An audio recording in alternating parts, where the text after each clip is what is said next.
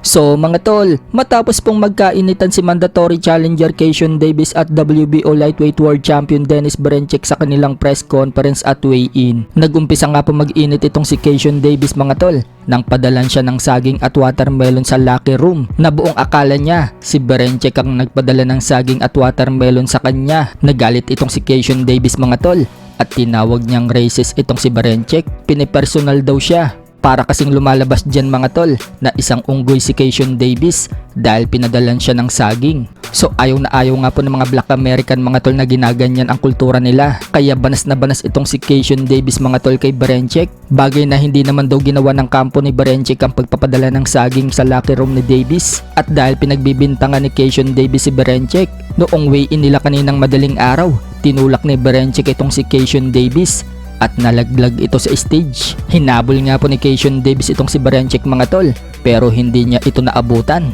Pagkatapos ng weigh-in mga tol, biglang nag-live itong si Keisyon Davis sa kanyang social media account at humihingi ng paumanhin kay Berinchyk na pagbintangan daw kasi niya itong si Berinchyk mga tol na siya ang nagpadala ng saging. At dyan na nga po binunyag ni Keisyon Davis mga tol ang may kagagawan pala ng pagpapadala ng saging at watermelon sa kanya. Walang iba kundi si WBO Super Lightweight World Champion Teofimo Lopez. Kaya pala naglabas ng video itong si Teofimo Lopez mga tol na tawang-tawa ito habang pinapanood ang press ko ni Keisyon Davis at Berinchyk. Kumakain nga po ng saging itong si Lopez mga tol at mamatay-matay kakatawa habang pinapanood sa cellphone niya ang press con nila Keisyon Davis at Berinchyk.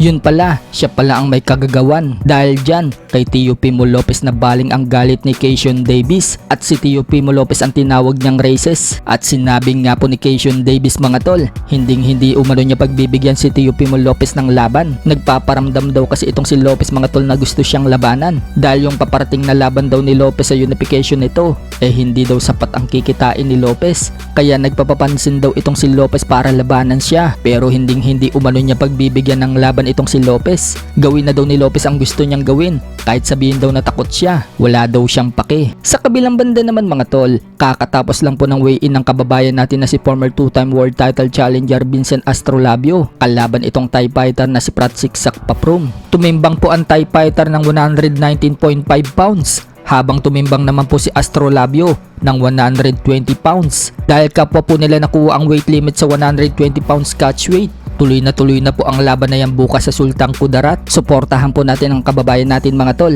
Sana maipanalo niya ang laban na yan.